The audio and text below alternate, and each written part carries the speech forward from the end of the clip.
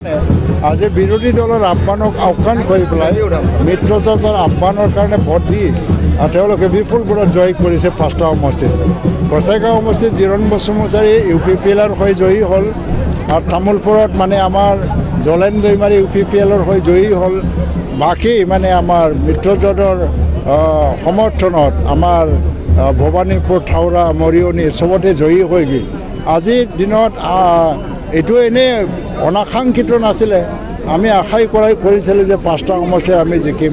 কিন্তু বিৰোধী দলবিলাকৰ আজি কোনো নীতি বা স্থিতি নাছিল। তাৰ কাৰণে বিভক্ত হৈ গ'ল, বহুদা বিভক্ত হৈ গ'ল। বিৰোধী এক হ'ব নোৱাৰিলে আৰু চৰকাৰৰ বিৰুদ্ধে ক'বলৈ তেওঁলোকৰ হাতত ইছ্যুও নাছিল। এইকাৰণে আজি বিৰোধী দলৰ যিটো আহ্বান, ইয়াত জনগণৰ ৰাইজে আস্থাত ল'ব পৰা নাই।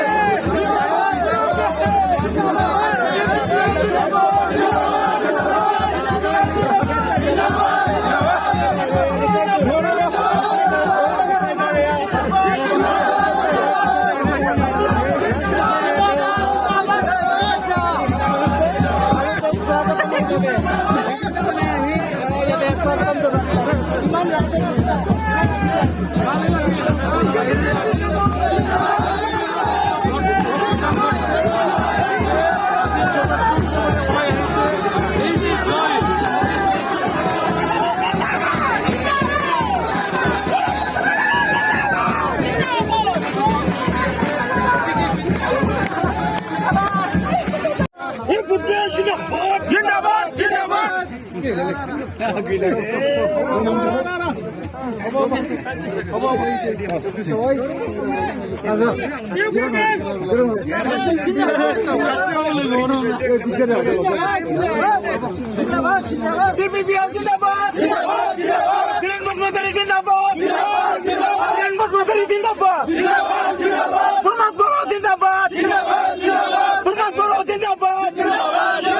नरेंद्र मोदी जिंदाबाद नरेंद्र मोदी जिंदाबाद किरण भटमातारी जिंदाबाद किरण भटमातारी जिंदाबाद ইউপিপিএল জিন্দাবাদ হৈছিলে কিন্তু আজি তাৰ অকণমান কম হৈছে গতিকে তাৰ কাৰণে কমি গৈছে আৰু নহ'লে ব্যৱধানটো আকৌ বেছি বঢ়াৰ সম্ভাৱনাটো আছিল এতিয়া আপুনি এতিয়া কি ক'ত যাব এতিয়া